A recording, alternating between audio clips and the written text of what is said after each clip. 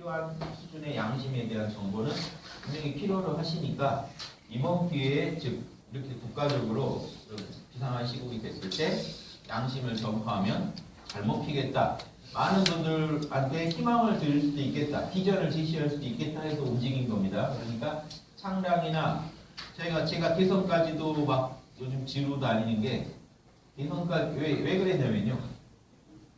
대선은 당장 생각을 안 했는데 창당 이후 얘기합시다 정도 했는데 창당한다고 제가 여기저기 페북에 올렸더니 다들 밑에 창당 얘기는 안 하고 훌륭한 대통령이 되실 겁니다. 다 대통령 얘기라는 거예요. 역시 한국인들은 더 멀리 보는 창당 정도로는 양이 안 차하시는구나. 그래서 안 되겠다. 나도 같이 부흥해서 질러야겠다. 대통령 단 조건이 있다. 3억 모이면 나가겠습니다. 안 모이면 국민의 뜻으로 알고 안 나가겠다. 3억이 있어야 돼요. 제 돈이 없기 때문에 모이면 나가고 안 모이면 안 나가고 다만 나가겠다는 의지는 밝혀야겠다는 생각한 게 실제로 우리 마음은 이미 창작했다는 건 양심 정권까지 창출하겠다는 그림을 갖고 있는 거잖아요. 이 얘기를 미리 드려서 이게 더 이런 얘기 미리 드리는 게 더 희망을 가지실 것 같으면 드리자 이거죠. 어차피 나갈 생각인데 꼭 이번 대선이 아니라 당연히 나갈 생각이었으니까 결국 나가야 됩니다. 왜냐하면 나가야 더 알리죠. 온 국민한테 양심을 알릴 수 있고 실제로 알리는 것만이 아니에요. 저희는 국민들한테 양심을 알린다는 건 저희한테 어떤 의미냐면요. 이게 기존 정당들하고 사고방식이 달라요. 기존 정당들은 우리 당을 찍어서 우리가 알아서 해먹겠다는 얘기죠. 저희 목표는 홍익학당 때부터 일관되게 봐오신 분들은 아실 겁니다. 저를 믿으라가 아니라 여러분 양심을 믿으시라는 거고 여러분이 깨어나시라는 거잖아요. 국민들이 깨어나지 않으면요. 양심 51%가 안 되면 우리가 원하는 세상은 안 옵니다. 저희가 아무리 양심적이어도 우리 당만 믿고 따라라고 하면 그 국민들은 노예 상태가 돼요. 아무리 우리를 잘 믿어주고 지지해줘도 빠 상태라는 거죠. 노예 상태의 이 국민들은요. 절대로 이 건강한 나라를 만들 수 없습니다.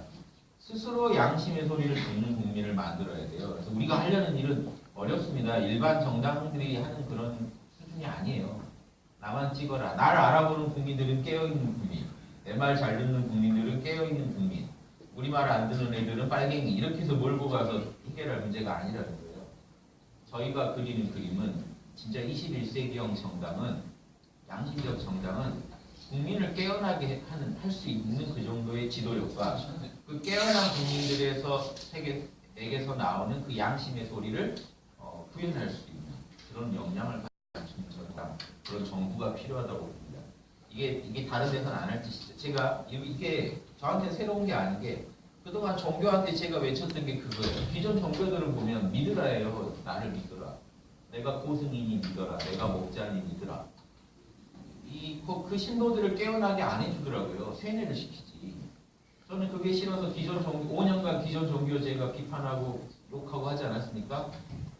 신자들이 깨어나라고. 양심의 소리 못 듣는 신자들은 이미 노예 상태다. 끌려다니는 거다. 아무리 그 교주님, 그 스님, 그 고승이 대단해 보여도 본인 거 못 깨달으면서 본인의 내면의 참나 못 깨달으면서 끌려다니시는 건 다 가짜다. 예수님, 부처님이 그러라고 종교 만든 적이 없다는 거예요. 종교의 원형으로 돌아가자고 외쳤듯이 정치도 정치의 원형은요. 국민 안에 민심이 천심이다 아닙니까? 국민 안에 살아있는 양심의 소리를 존중하는 정치인이 나와야 끝나는데 국민이 깨어나는 걸 원치 않는단 말이에요. 지금 정치인들은. 어떻게든 국민을 분열시켜서 서로 싸우게 만들고 중요한 일이 있으면 뭐 흘립니까? 연예인들 마약 사건이라는 거. 연예인들이 아주 그냥 공이죠. 연예인들 뭐하나. 정치인들하고 연예인하고 갔으니까 나라의 운명을 책임질 정치인의 잘못을 이런 국민들의 당장 시선을 잡는 연예인들의 그런 비리나 추문으로 덮으면서 또 남혐, 여혐에서 남녀 싸움 붙여가면서 계층 싸움 붙여가면서 종교 간의 싸움 붙여가면서 끌고 간단 말이죠. 이게 지금 올바른 정치의 모습이 아니니까 저희는 우리가 정치를 안 하면 안 했지 우리가 만약에 정치 쪽으로 관심을 돌린다면 제가 지난 5년간 유튜브에서 종교에 대해서 비판하고 새로운 종교의 그림을 제시했듯이 제가 뭘 하겠어요? 정치 쪽에 관심 돌리는 순간 정치는 작살나는 거죠. 그동안 국민들 속이고 해먹었던지 더 이상 해먹지 못하게 제가 완전히 까발려서 밝혀내서 유튜브에 다 그동안 종교에 대해서는 제가 할 만큼 했어요. 제 강의 5년간 들으시면 종교에서 자유가 오실 겁니다. 또 자기 안에 양심을 받아들이게 되실 거예요. 나만 휘둘리자. 정치도요. 앞으로 그럼 제가 또 5년 있고 해보자는 거죠. 넉넉하게 시간 갖고 지금부터 하나씩 이 정치인들의 잘못된 모습과 거기에 세뇌되어 있는 일반 국민들이 어떤 실수를 범하고 어떤 이 무지와 또 이런 아집에 빠져 있는지 하나하나 한번 밝혀보자는 거예요. 국민들의 잘못과 정치인의 잘못, 우리가 나아가야 할 비전. 이러고 나면요, 한 5년 뒤면 어떻게 될까요? 넉넉히 시간 잡아서 5년 뒤면 어떻게 될까요? 더 빨리 될 겁니다만, 국민들이 이제 정치에 있어서 학당 강의 종교 철학 5년간 들으신 것만큼 정치에 대해 들으시면 어떻게 될까요? 이미 정치에 대해서도 저는 많이 했어요. 고전을 통해서 찾아보시면 많아요. 예전에 팟캐스트에 탐론이라고 정치란 무엇인가 그거 그 당시 15만 조회수 나왔습니다. 팟캐스트에서만 15만. 이게 저희가 한다고 했어요. 다만 고전 읽어주듯이 하는 거 말고 진짜 현실 정치에 우리가 당까지 하나 만들어 놓고 우리가 짓거리면 어떻게 될까 이거죠. 저는 우리나라에 엄청난 변화가 일어날 거고 국민들이 깨어날 거고. 지금 보세요. 우리 국민들 깨어났잖아요. 지금 깨어나 계세요. 왜 깨어나느냐? 정보가 많단 말이에요. 스마트폰 하나만 들고 있어도 어마어마한 정보를 받아옵니다. 정부가 속이면 속였다는 정보까지 다 와요. 자, 이때는 더는 못 속여요, 여러분. 예전식 정치는 더 이상 안 먹히는 시대로 왔습니다. 그런데 뭐가 문제냐? 국민들은 각성돼 있는데 정치인이 못 따라오잖아요. 당분간 이 상태에서 지금 엄청 불편한 공부를 해야 돼요. 저희가 빨리 자리 잡아줘야 국민들도 편해집니다. 이런 정치, 지금 각성된 국민들 수준에 맞는 정치 이 수준을 우리나라가 못 갖추면 국민들도 고생하고 다 고생합니다. 국민들 안목은 엄청 높아졌는데 나라 돌아가는 꼴은 엉망이면 미치는 거죠. 그런데 지금 이 야권까지 다 해서 지금 정치인들이 그나마 민심을 중요시하는 정치인들이 등장해서 다행이긴 합니다만 저는요 또 민심을 그대로 따른다는 것도 문제 있다고 봐요. 국민을 깨어나게 하면서 따라야 된다는 거예요. 국민들이 편견과 욕심에 안 빠지게 학당처럼 양심 강의도 해드리고 또 홍익당이 나서서 정치에 대한 정확한 정보도 해드리면서 그러면서 우리가 국민들이 정확한 정보만 주면 국민들이 판단할 수 있는 소양이 이제 갖춰져 간단 말이에요. 지금 분명히 싹은 났어요. 촛불 혁명을 통해서. 이걸 계속 부추겨가면 어떻게 될까요? 매주 촛불 들자는 게 아니에요. 촛불만 들면 뭐합니까? 자기 안에 양심의 불이 켜져야지. 촛불이라는 것도 다 이 양심에서 나온 불이잖아요. 자기 양심의 불이 강해지면요. 국민들이 상황을 정확히 보기 시작하면 무서워집니다. 그런데 그런 힘이 50% 이상 모인다. 수가 아니라 그런 힘이 우리나라의 50% 이상의 힘을 즉 헤게모니를 갖는다. 그럼 그때부터 이 나라는 다른 차원으로 갑니다. 이게 예전 어른들이 말하는 개벽이라고 저는 본다는 문명 개벽이라는 것은 정치가 변할 때 일어납니다. 왜냐하면 종교 교주들, 성자들은 계속 왔다 갔어요. 개벽이라고 말할 수 있는 현상은 안 일어났어요. 즉 국민들 전체의 양심 수준이 올라가는 일은 드물었어요. 성자들이 그렇게 왔다 갔다. 뭐가 안 변해서 그런가요? 정치가요. 정치인들이 성자들의 말을 안 따르니까 국민들이 아무리 따라봤자 종교가 만들어지지 이 인문 개벽, 정치적인 개벽은 안 오더라는 거죠. 그걸 이번에 바꾸고 싶어서 제가 20년간 철학을 공부하고 지난 5년간 유튜브를 통해 철학을 제가 할 수 있는 데까지 알려드렸습니다. 사실 종교에 대해서는 저도 더 궁금한 게 없어요. 근데 제가 이제 막 40대 초반인데 궁금한 게 없이 살면 되겠습니까? 이제 난 어디다가 내 에너지와 이걸 써야 되지? 정력을 어디다 쓸까 하고 보니까 정치가 눈에 밟히던 거죠. 결국 이게 안 바뀌어서 개벽이 안 됐던 건데 예전 성자들 한이라도 풀어주려면 성자들 정치 권력에 의해서 사형당하고 했잖아요. 정치가 안 바뀌면 성자가 다녀가도 효과가 안 나옵니다. 정치가 결국 바뀌어야 국민들 삶이 바뀐다. 그런 이쪽으로. 홍익학당은 계속 존재합니다. 계속 존재하면서 이 나라의 양심 각성을 주도할 거고 홍익당은 양심의 실천을 주도하고자 합니다. 그래야 안팎이 서로 맞죠. 그런 당을 하나 만들고 뭘 실천할 거냐? 홍익학당과 연계해서 국민들을 양심적으로 깨어나게 도와드리고 그동안은 인문, 철학, 종교에 관심 있는 분들이 깨어나셨는데 이제는 대중한테까지 그 길이 열리게 만들고 그러면 그리고 제가 바로 느껴요. 홍익학당에 문의 안 해오던 분들도 홍익당이라고 하니까 문의를 해오십니다. 이 나라 이대로 두면 안 된다는 거예요. 우리 자식한테 이 나라 이대로 넘겨줄 수 없다. 뭐라도 내가 부모된 마음으로 해야겠다 하고 문의를 해오세요. 영역이 벌써 넓어졌잖아요. 종교 철학에 관심 없는 분들도 문의를 해오면 같이 가죠. 그럼 벌써 양심 지킴이만 늘어나면 되는 거잖아요. 인문 철학을 이렇게 공부해야 됩니까? 깊이 핵심만 알고 삶에 적용하면 돼요. 그래서 저희가 양심 지킴이라는 용어를 쓰는 거예요. 민주 시민 정도의 소양을 갖춘 그런 양심 지킴이들이 있으면 되지 꼭 성인 문자가 나와야 되는 건 아니잖아요. 우리는 그 정도 교육할 수 있는 그런 커리큘럼 다 만들어놨단 말이에요. 양심 지킴이 과정이 있어요. 홍익학당에. 이게 사실 민주 시민 과정이더라는 거죠. 지금 보면. 그럼 요거를 지금 이렇게 배양된 민주 시민들이 힘을 쓸 수 있어야지. 민주 시민들을 많이 배양해 놨는데 할 수 있는 게 촛불 드는 일밖에 없다는 거 암담한 현실 아닙니까? 실질적으로 이 진짜 정치인들에서 한번 양심 지킴이들이 진짜 정치인 되는 길을 열어보자는 거예요. 저희가 다 하겠다가 아니라 우리나라 양심 지킴이들이 정계로 나가게 도와주면 우리부터 발 뻗고 잘 수 있다니까요. 못 믿을 사람들을 올려보내니까 저 난리 아닙니다. 이번에 그 표창원 씨 얘기 들어보니까 안타깝더라고요. 그 민주당에서도 탄핵하자고 했더니 다 의원들이 다 꼼수만 부리니까 본인이 총 때문에 나 이번에 안 되면 사퇴하고 국회의원 그만두겠다고 아예 하니까 그때야 이제 조금씩 움직여서 그러니까 야당 안에서도 여론 형성이 벌써 다 개선기가 두드리라고 정신이 없는 거예요. 국민이 뭘 원한다는 게 분명해도 두들기고 있는데 이게 종교로 치면은 이런 똑같아요. 성직자가 저 양심에서 하지 말라고 하는데 하느님 그래도 이렇게 하는 게 옳지 않을까요? 하느님한테 계속 딴지거는 거랑 똑같습니다. 하느님 그래도 이득이 너무 나는데요. 하느님이 그건 양심적이지 않으니 하지 마. 그래도 이게 그렇게 넘어가실 일은 아닌 것 같아요. 하느님. 이거랑 똑같은 짓이에요.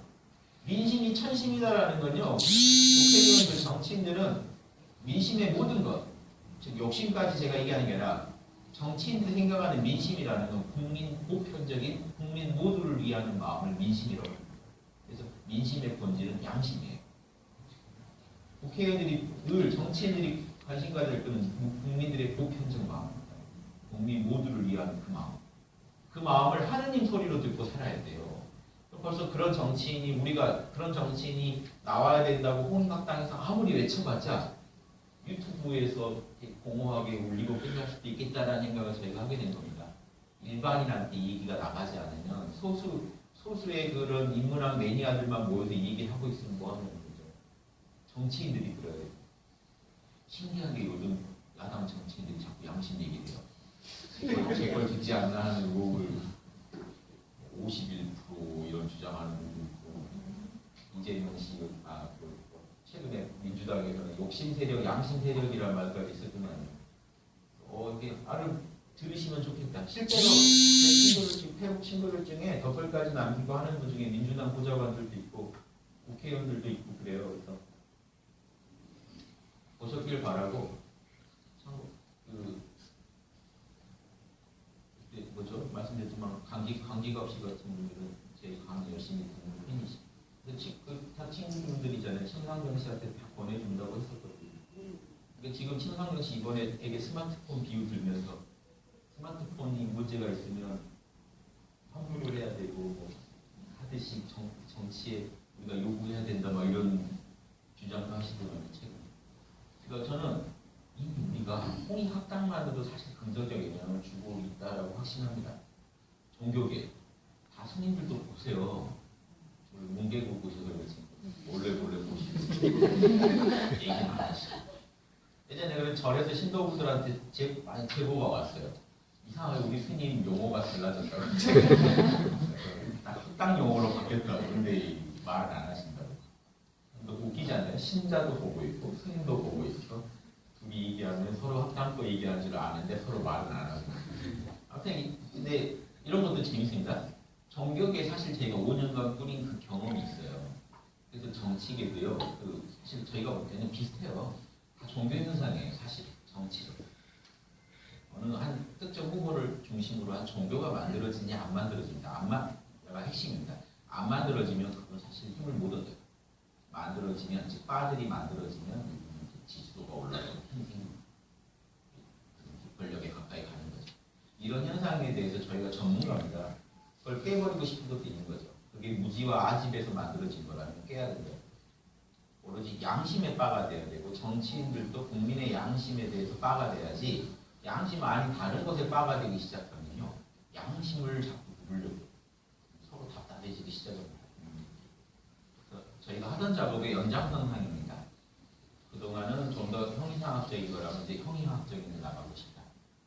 제가 많이 들으신 분들은 이해하시리라고 봅니다. 그래서 지금 종교인들도 제 강의를 많이 보고 쓰시고 베끼고 있어요. 활용하고 베끼다 걸리신 분도 있잖아요. 이번 최근에 장가까지 가셨더만요. 장가가는 것도 따라하시나 뭐 저를 따라하시는 거 아닌가. 제 강의만 베끼시던 분이 스님이 장가 가셨어요.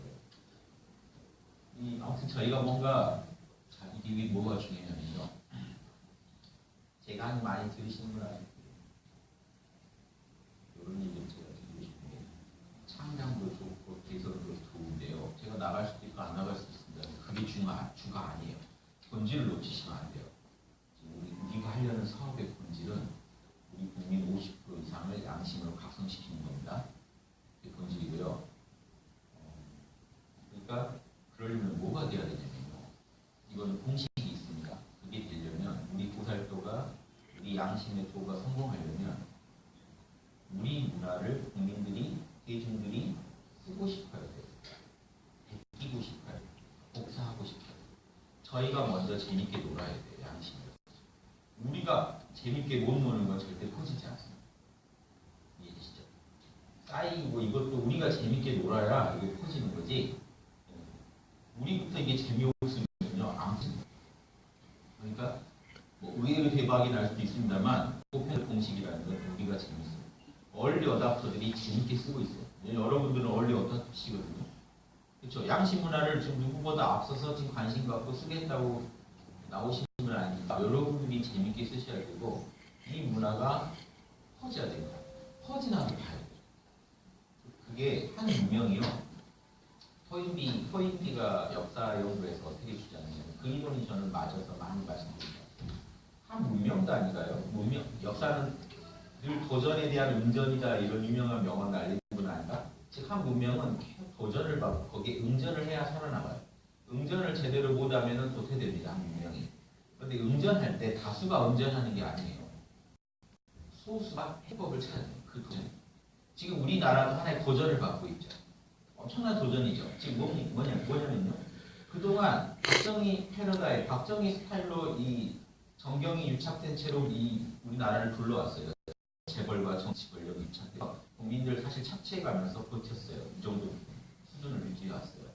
이대로 더 못 가요. 즉 이런 시스템의 문제점은 너무 민주적이지가 않아요. 그래서 성과는 당장에 나는데 오래 갈 시스템은 아닙니다. 즉 이제부터는 지구복도 신경 쓰고 이 국민 전체의 복지, 이 인권 수준 신경 써야 되거든요. 이렇게 못 가고 있는 거죠.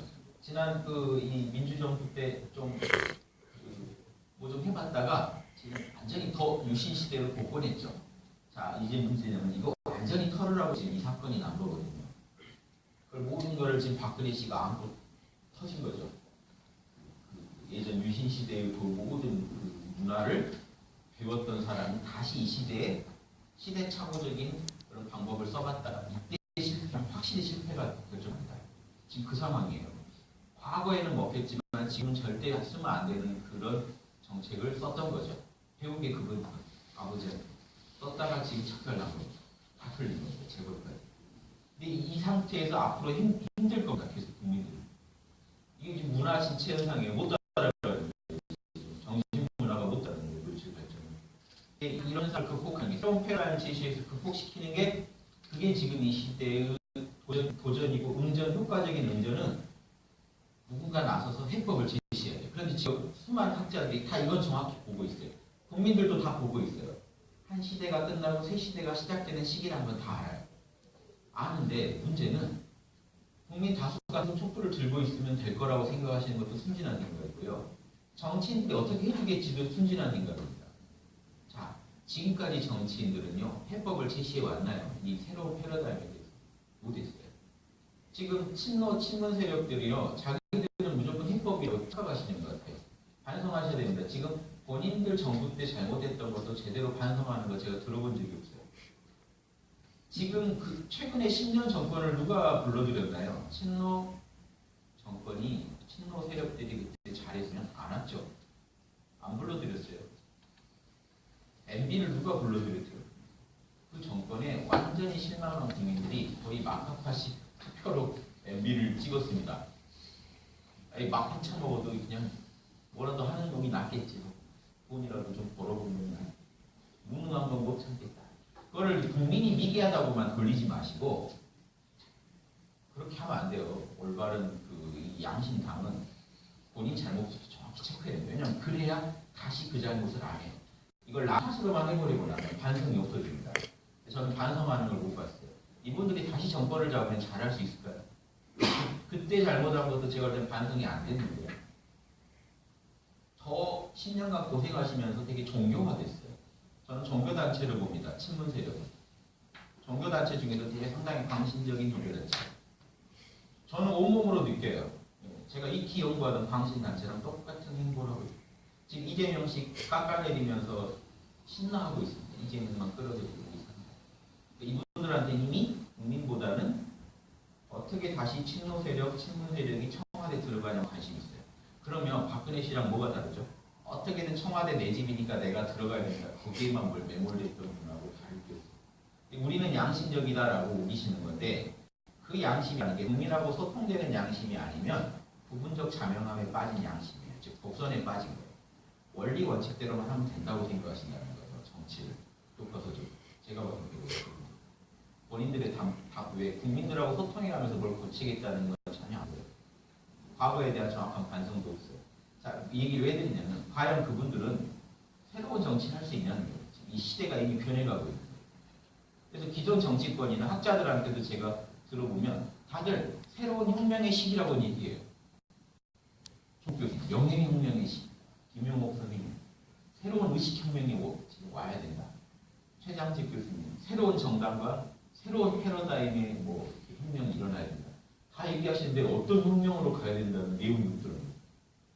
그럼 이게 뭐냐면 토인비식으로 한 문명이 도전을 받아야 되지 정확히 어떻게 응전해야겠다는 그림이 머릿속에 없는 겁니다. 이제 예전 방식으로 안 통한다는 것까지만 지금 자명해진 거예요. 새로운 방식으로 뭐가 있어야 된다는 건 아직 자명하지가 않아요. 그러려면 지금이라도 알아내려면 국민들의 민심 안에서 울리는 양심의 소리를 열심히 들으면 알아낼 수 있습니다. 그런데 문제는 지금 진보 이 야권도 자기들이 그려놓은 그림만 계속 예전 몇십 년 전에 그려놓은 그림을 계속 고집하고 있다는 거예요. 국민 안에 살아있는 양심의 소리는 안 듣고 자기들의 양심의 소리만 아주 제압돼 들으면서 계속 국민들이 미개해서 못 따라오지 우리만 따라오면 우리가 나라는 바뀐다라고 생각하더라고요. 제가 이분들만 비판했냐면 다른 분들은 더 비판할 가치를 못 느껴서 말을 안 하거든요. 그분들은 아예 이런 데 관심이 없는 분들이 많아. 대충 잘해보겠다는 분들도 이런 함정에 빠져있다는 말씀을 드린 거예요. 뭔 얘기인지 아시죠? 토인비 얘기로 가볼까요? 그럼 누가 해법을 제시하는지 아십니까? 소수가 해법을 제시. 어차피 아이디어는 소수에서 나와요. 한 사람 머리에 나와요. 사실 역사적으로. 근데 어느 여러 분야에 대한 아이디어가 나올 수 있으니까 소수 집단에서 나와요. 그 소수자들을 토인비가 창조적 소수자라고 부릅니다. 즉 실제로 그 도전을 해결할 수 있는 해법을 제시한 소수자를 창조적 소수자라고 해요. 이게 동양에서 말하는 황극이라는 거예요. 황극이 뭔지 아세요? 사람들의 표준, 사람들의 모델. 그때 그 국민들이 따라야 할 답을 갖고 있는 사람을 황극이라고 해요. 거기서 모든 아이디어가 나오니까 황극이라고 해요. 꼭대기. 황극이라는 뜻이 사람 중에 꼭대기라는 뜻인데 그 사람이 위대한 사람이라는 의미가 아니라 단순히 사방에서 그 사람을 우러러보고 따르기만 하면 국민들이 다 살 길이 나오는 그런 존재잖아요. 이해되시죠? 지금 스마트폰도 누구 보고 따라가나요? 예전 애플 보고 따라갔었죠. 애플이 황금이에요. 그 영역에서 황금이에요. 그 사람이 하나 움직임을 다른 모든 그 동종업계에서 지켜보면서 따라가면 산다 하는 그 아이디어를 제시한 사람들을 창조적 소수자라고 합니다. 창조적 소수자가 이 우리나라 정치권에 나온다면 국민들이 답을 얻는 거고 안 나오면은요 답을 못 얻습니다. 그런데 창조적 소수자의 반대말이 뭐냐면 지배적 소수자예요. 즉 지배만 하려고 한다는 거예요. 아이디어가 없어요. 다만 지금 현재 내가 지배하고 있는 이 구조만 계속 유지되길 바라요. 지금 정치권이 지배적 소수자인지 창조적 소수자인지 보시면 안 돼요. 근데 창조적 소수자의 특징이 있어요. 우길 수도 있잖아요. 지금 지배적 소수자들이 우리도 창조적 소수자야라고 우길 수 있죠. 근데 서윤비가 이 말을 했어요. 창조적 소수자가 등장하면 어떤 일이 일어나는지 아세요? 그 문명 전체 구석구석까지 그 창조적 소수자가 내놓은 해법을 복사합니다. 미메시스라고 해요. 복사가 일어나요. 뭔 말인지 아시겠죠? 지금 여러분 저 야권에서 한 삶의 이 모델들을 여러분이 막 배우고 계시나요? 복사하고 계시나요? 진보들이 제시하는 그런 삶의 원칙들을 복사하고 계시나요? 이런 거예요. 막 애플을 그 줄 서서 사고 싶듯이 배우고 계시냐는 거예요. 복사하고 계시나요? 저거만 쓰면 진짜 살 수 있네라는 그런 그 자각이 드시나요? 진짜 저게 해법이네라는 자각을 하게 되면요. 때려도 씁니다. 그 제품을 씁니다. 복사합니다. 그것만이 지금 답이 나오는 일이시죠. 그런 창조적인 답을 제시해야 할 때라는 거예요.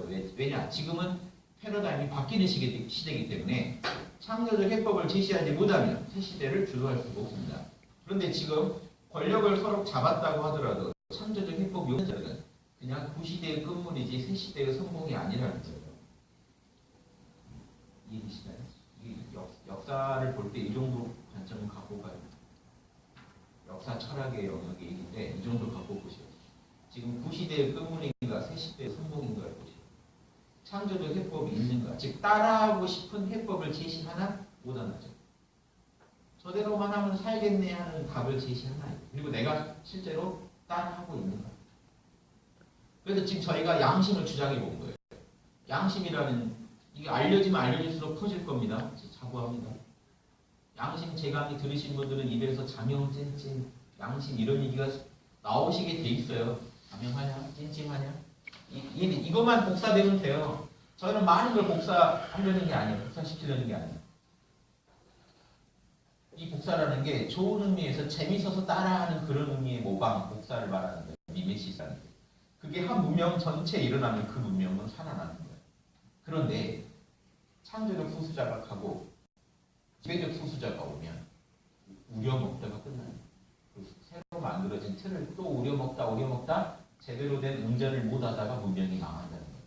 조선왕조 보세요. 도전을 받았죠. 새 왕조를 만들고 누가 운전을 했나요? 세종이 운전했어요. 세종이 창조적 소수자가 돼서 답을 냈어요. 그거를 조선 망할 때까지 우려먹다가 끝납니다. 더 창조적이지 않아도 되니까 뒤에 사람들은 지배적 소수자로 변해가기 싫어요. 그런데 사실은 안 그래요. 매 정권, 매 왕조마다 창조적일 수 있어요. 특히 지금의 우리 민주정부는 그래야 돼요. 정권마다 창조적이에요. 그 시대에 응전을 해야 되니까요. 원래 매 정권마다 창조적이어야 돼요. 그런데 그냥 안이하게 되기 쉽다는 거죠. 당장 급한 도전이 지나가면 사람들이 안이해지다가 어떻게 돼요? 기업 같으면 그러다가 망하는 거죠. 예전에 저 기업 되게 창조적이었는데 지금 시장에 창조적으로 운전을 못하면 어떻게 되죠? 기업을 버텨줘요. 스마트폰이 나타나자 사라진 기업들이 있죠. 그 전에 그렇게 히트치다가 핸드폰으로 히트치다가 스마트폰에 운전을 못한 경우가 있어요. 그 전에 두고 쓰다가 스마트폰에 효과적으로 운전해서 살아남을 수도 있죠. 똑같다는 겁니다. 지금 우리나라는 어떻게 창조적으로 이 운전을 할 거냐. 답은 간단합니다. 양심만 붙잡으시면 돼요. 양심을 모호하게 얘기하는 게 아니라 저는 6가지 원칙. 불교의 육바람이 해당되는 6가지 원칙만 지키자는 거예요.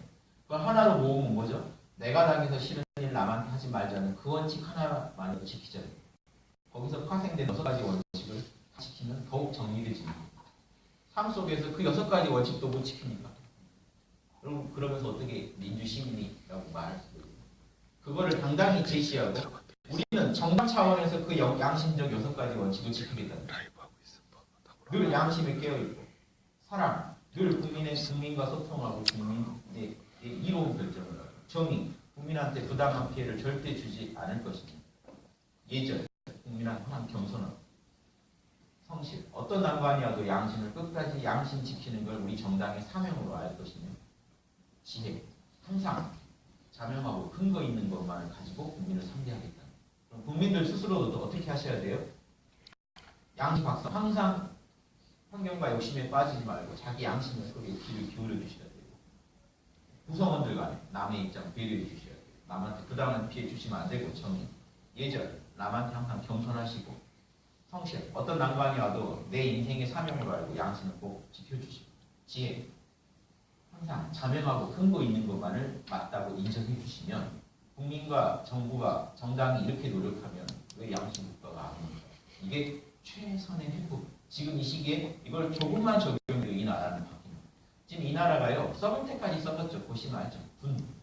어제도 보니까 뭐 장성들은 성추행하고 뭐 물이 팔아먹고 밑에 별짓을 다 하고 있는데 근데 군만 그럴까요? 뭐 교육계, 문화계도요. 사람의 저희는 근데 놀라지 않습니다. 사람 에고라는 게 남보다 1원만 더 가져도 갑질하는 게 에고의 욕심이에요. 에고의 세계. 하나만 더 가져. 그걸로 갑질하는 거예요. 무리한 요구를 해서 을을 착취하는 거예요. 인신적으로 지배하려고 합니다. 이게 에고의 양심 빠지면 이렇게 되게 돼 있어요. 양심이 그나마 있으니까 막아주니까 그나마 하다가 덜 하는 거예요. 양심이 조금만 강해지면요. 차마 못해요. 이 간단한 해법을 부정하면 보세요. 면역력이 떨어지고 이 인체 이런 치유력이 떨어지면 어떻게 됩니까? 온몸 곳곳에서 이 암이 전이되듯이 병이 생기겠죠. 건강해지면 이겨냅니다. 그런데 우리나라도 온몸에 암이 전이되는 상태예요. 왜? 양심 면역력이 곳곳에서 다 빠져버려요. 힘을 잃어버려요. 양심 면역력을 강하게 해주는 게 최선제예요. 당장의 대증요법으로 그 증상만 완화시켜서 해결되는 게 아니에요. 근원적으로 스스로의 자가 치유력이 강해져요. 이겨낼 수 있는 힘을 가져요.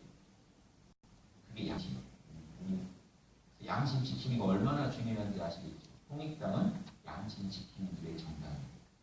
이게 제가 드린 말 전부고, 자 앞으로 양심 지킴이 당을 키우고 살리고 해서 온 국민을 양심 지킴이로 만들자. 이게 제일 중요하지.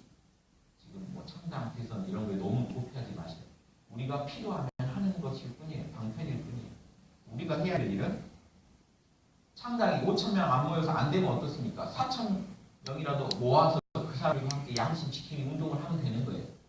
대선 그 욕심이죠. 다른 분들 그렇게 오래 준비했는데 갑자기 준비도 하는 사람이 나가서 대도 미안한 거 아닙니까? 저는 공식이 있어요. 항상 제가 노력한 만큼 받기로 하지 요행을 바라는 사람 아닙니다. 욕심은 꼭 요행을 바래요. 안 하고 어떻게 해봤으면 합니다.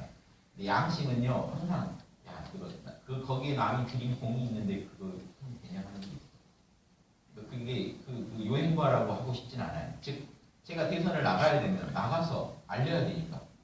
보세요. 창당을 했는데요. 여러분 지금 우리나라 정당 중에 여러분 모르는 정당 많아요. 그런 정당으로 나오면 안 되잖아요.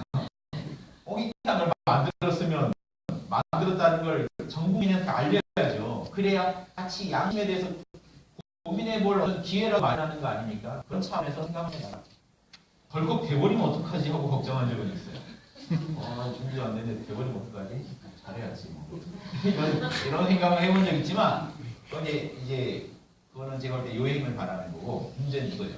그러건 저러건 그건 중요한 게 아니고 하늘이 또 오고 시험하겠습니다만은 우리는 앞으로 창당을 해서 뭐 할 거냐에 대해서 정확한 그림을 그리시지 않으면 자꾸 요행 바라면서 사람이요 요행 바라면요 헛것이 보이거든요. 헛것을 보게 되면요 이 현실의 진지한 노력을 못 하게 됩니다. 아이 대선 안 되면 나 안 할래가 돼요. 그러니까 애초에 대선이 되면 좋겠다 해서 갔다가 사람이 대선 안 되면 허무해지고 이제 막 그럴 일이 아니거든요. 창당이 된다는 건 역사적인 사건입니다. 양심을 핵심 가치로 하는 정당이 세계적으로 지금 드물어요. 몇 개 있다고 들었어요. 그런데 우리만큼 양심에 대해 소상히 알고 하진 않았을 겁니다. 저희는 인류를 살릴 수 있는 양심당을 만들었단 말이에요. 만든 게 어딘데요? 만들어서 앞으로 총선, 대선, 앞으로 이후에 총선, 대선 준비하면서 역량을 키워가 보자는 거죠. 총선, 대선 걸어놓고 사람들 모으고 인재들 모으면서 가면 지금 인재들도 턱없이 부족하거든요. 양심적인 인재들 앞으로 엄청 모일 겁니다. 그래서도 창당을 제가 주장합니다. 통일학당으로만 했더니 종교인들만 계속 오시는 거예요. 저는 세상을 바꾸고 싶은데 본인의 어떤 그런 신비한 영성에 대한 만족만 찾는 분들이 많이 오시더라고요. 좀 답답했어요. 제가 찾는 분들은 일선 현장에서 되게 일하시면서 양심적으로 본인의 가정과 직장을 병행하고 싶어하는 분들이 저는 혹시 더 바라는 분이었거든요. 물론 그런 분들도 오셨지만 대놓고 좀 이 사회에 엄청 많은데 대놓고 그분들을 좀 모집하고 싶다는 그 욕심 항상 있었어요. 그래서 창당에 대한 욕심이 한 번씩 올라왔다가 우리 내부적으로 얘기하다가 사라지고 있습니다. 아직은 때가 지금은 때가 좋아졌습니다. 이렇게 한목에 온 국민이 다 같이 각성되긴 드물거든요. 각성되는 시기. 지금 이 시기가 왔으니까 당을 만들어서 향후 총선 대선을 대비해서 준비해갈 그런 큰 마음을 갖고 혹시 이번에 덜컥 돼버리면 어떡하지 하는 마음으로 이렇게 가자는 거죠. 이해되시죠? 되면 또 의원이 해내야죠. 양심. 우주가 몇 년 넘으면 열심히 해야죠. 어떤 난관이 와도 단 우리 마음은 노행을 바라는 것보다는 착실하게 만들어가지고 인재를 한 명 한 명 꼬셔보자. 양심 지킴이를 주위에 한 명씩 만들어보자. 조국필실 있어가지고 막 당원 원서 써달라고 했다 가져가고 싸우고 이러지 마세요. 양심에 등 돌린 사람 하나를 만드신 격이래요. 그게 아니고 한 분 한 분 주변 분들과 양심으로 소통하면서 견고한 이 세력을 만들어가지고 그래서 실제로 이겁니다. 우리 마음. 다음 대선 때는 우리 양심 문화를 온 국민이 복사해서 쓰고 있어서 어쩔 수 없이 다들 우리를 보고 있게 만드는 다음 대선 때 나가면 무조건 될 정도의 분위기를 만들어 보자는 좋지 않나요? 아니 창조적인 해법 갖고 있는 건 저 사람들밖에 없잖아 하게 한번 만들어 보자. 그게 안 되면요 우리가 아닌 거예요. 그러니까 여러분 그냥 신앙의 힘으로 덤비실 게 아니고 해보자는 거예요. 해보고 냉정하게 그 결과를 받아들이자는 거예요. 해봤는데 전혀 이 문화가 안 퍼져요. 아닌 거죠. 뭔가 문제가 있는 거고. 해봤더니 자꾸 퍼져요. 몰라서 안 썼지 알면 써요. 그러면 가능성이 있다는 거예요. 현재 제가 해본 바로는 가능성이 있어요. 수많은 분들이 이 양심을 써보시더니 지금 응원의 댓글을 달아주시거든요. 뭘 믿고 제가 대선까지 질렀는데 황당한 사람을 볼 수도 있는데 엄청난 응원을 해주시는 거예요. 저한테. 제가 힘이 나더라고요. 진심이 통했구나. 사실 유튜브만 보고 어떻게 압니까? 그 사람이 사기꾼인지 아닌지. 그런데도 이렇게 믿어주시는 거 보고 힘이 났어요. 그런데도 항상 냉정하게 지켜보겠습니다. 이런 말이 달리시는 거 보니 제가 잘 들으셨구나 하는 뿌듯함도 있고 자명하시기만 하면 자명하는 동안은 따르겠습니다. 매정한 말 같지만 제 강의를 잘 들으셨구나 하는 뿌듯합니다. 저희가 찜찜하면 바로 버리셔야 돼요. 안 그러면 저희가 스스로 우리 논리를 부정하죠. 제가 생을 걸고 양심이 답이다를 주장했는데 꼼수를 부리고 이상한 짓을 하면 결국 제가 만약에 내년 대선이 되더라도 꼼수를 부려서 되면 결국 뭐가 입증되는 건가요? 역시 꼼수가 답이더라는 게 입증이 돼요. 양심은 역시 답이 아니었구나가 입증이 돼요. 그래서 제가 생을 걸고 주장한 거를 제가 부정하는 일을 할 필요가 있겠습니까? 그러니까 우리는 누구나 다 양심으로 이겨내야 의미가 있는 거예요. 이게 역사적 실험의 핵심이에요. 양심이 창조적 해법이라고 지시했고 양심을 솔루션이라고 얘기했으면 양심으로 이겨내는 모습을 보여줘야 온 국민이 있을 거 아닙니까? 이게 앞으로 우리가 해나가야 중대한 우리가 해야 될 사명이다. 이 말씀 꼭 드리고 싶어서 말씀드렸습니다. 5분 쉬었다가 식을 진행하겠습니다.